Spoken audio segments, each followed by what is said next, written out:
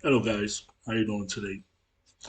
Well, I want to talk to you guys about what happened to me when I was in Cartagena, Colombia. If you guys watch a lot of YouTube videos, they portray those places, Colombia, Mexico, whatever country they go to, as paradise. Do not believe the hype. A lot of YouTubers, they're not being honest. Okay, they're not being honest. They just want to show you the good side of those places that they go to for whatever reason to get views, and that's why they're doing it. So they're not gonna give you or honest, um, tell you what's going on, be honest with you. There are some good parts of any country you go to. There are some very sketchy parts. Okay, so don't believe the hype. Don't believe these places are paradise. There is no paradise on this earth. So when I went to Cartagena, Colombia, I booked an Airbnb. Um, at the time, I was coming from Ecuador, and I booked the Airbnb for 4 weeks. When I got to Cartagena, the host came and picked me up. He picked me up from the airport, and then he dropped me off at the Airbnb. And when I got there, it was at night. So I got to the Airbnb probably around like maybe 10 o'clock. I had a late flight. When I checked into the Airbnb, you know, it looks like a studio, and by Colombian standards, it's I guess it's fine. So I checked in the morning. He came and picked me up. He took me shopping. I want to buy some stuff for the house, and when I bought some stuff for the house, and then I was talking to him and his wife. I mean, I have to be honest, they were very gracious. They were very nice people. But I have to be honest. And so I talked to them. I said, how's the neighborhood? They told me, well, the neighborhood is not good, it's not bad. Okay. So I didn't see any red flag. So I stayed there. And then the first week I was there, I didn't really, I kind of stayed home. I think I went to the grocery store.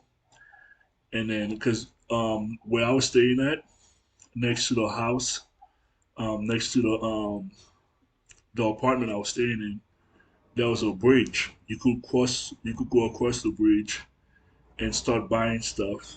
And you go across the bridge. There's a supermarket, and you could buy stuff you want, and then you cross the bridge. I had a chance to look at the neighborhood. The neighborhood is a poor area. It's very sketchy. It's the barrier. It's the hood. I did not know that. That neighborhood, um, if you're a tourist, you should not be staying there because it's a very economically depressed area. It's a very poor area, and in that neighborhood, there's a lot of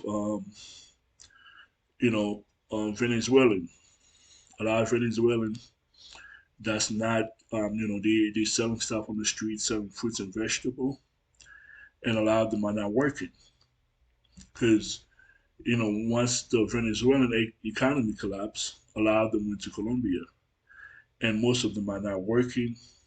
They out in the street trying to sell you stuff, and so so that's what they do. So when I got there, sometime when I go out and I see everybody looking at me, they could tell that I was not from there, that I'm a tourist. And then sometime So like I said, the area is kind of poor. So I stayed there for like about 3 weeks. But everybody's looking at me, seeing, trying to fill me out. And I think like the third week, they was having church at there's a park nearby.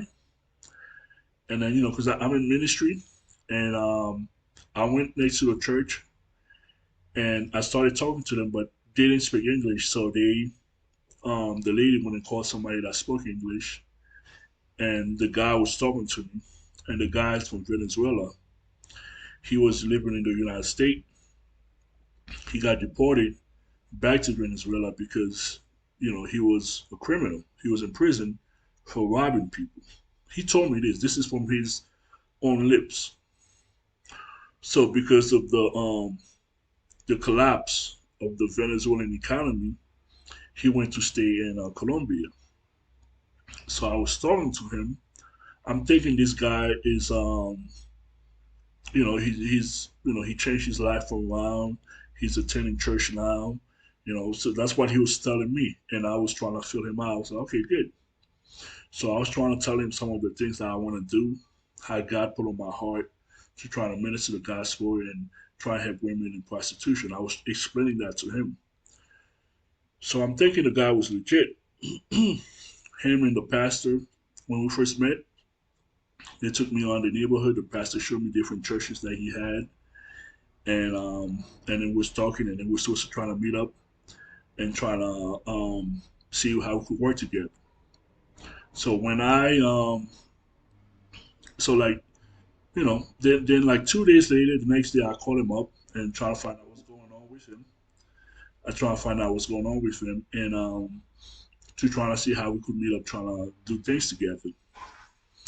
And he didn't respond back to my email. I mean, I sent him a text. He didn't respond back, and then he one time he texted me back like 2 o'clock in the morning.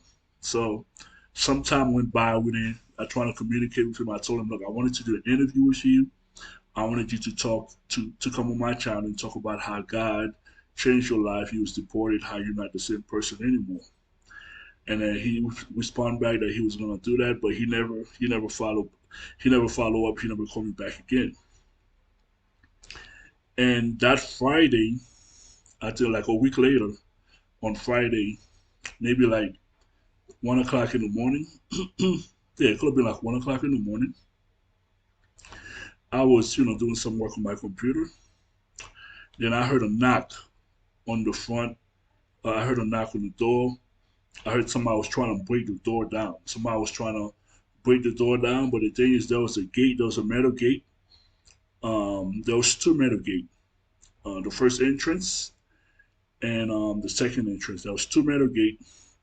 And the window, there was a gate at the window.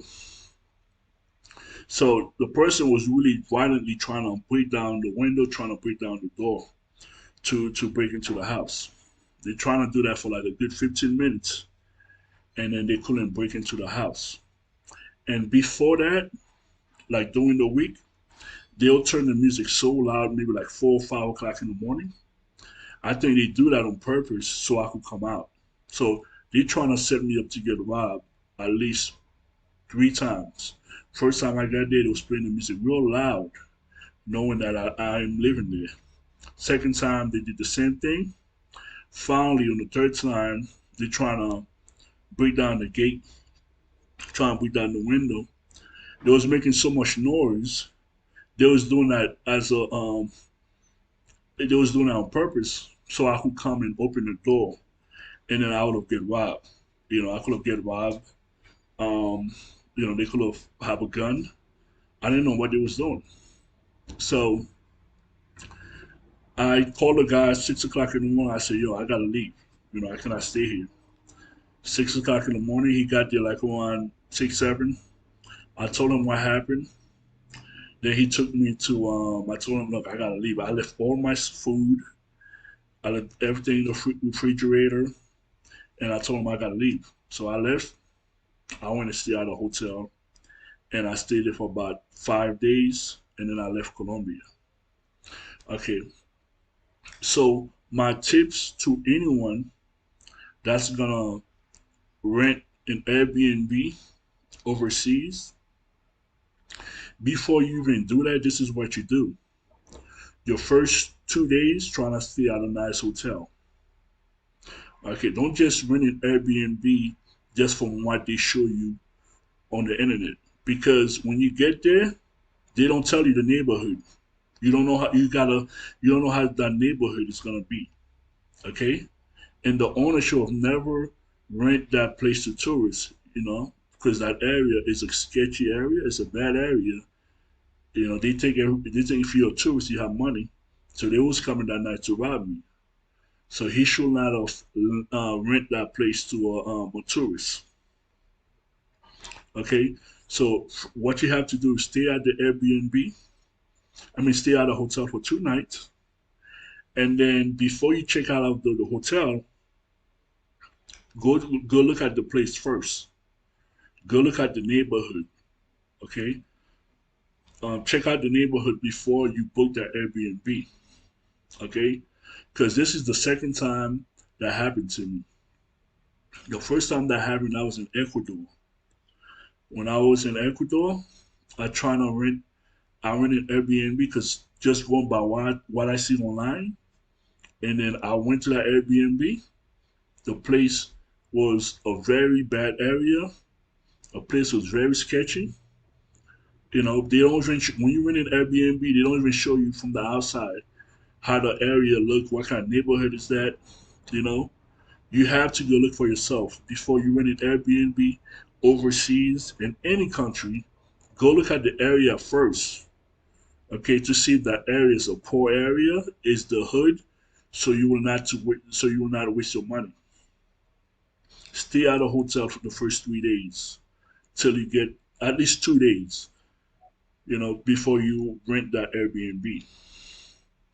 So when I was in Ecuador, when I was staying at the when I rented that Airbnb, the one of the tenant downstairs had the key to my apartment. He had the key to my apartment because I got locked out, and then I knocked on his door, and he had the key. He came and opened the door for me, and I had all my expensive stuff there. I had two expensive cameras. I had my laptop there. Can you imagine if I had left my stuff in there? If I went somewhere, they would have steal all my stuff. Okay, so make sure you read the reviews online. Okay, if they have like 20 reviews, do not go by that. Make sure they have at least 40 or 50 reviews, and make sure they have at least a 5 star. If not a 5 star, at least a 4.8 or 4.9.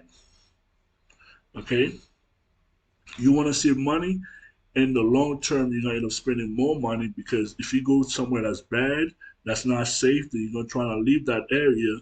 Then you're gonna go to a hotel. That's gonna cost you more money. So make sure you do your research.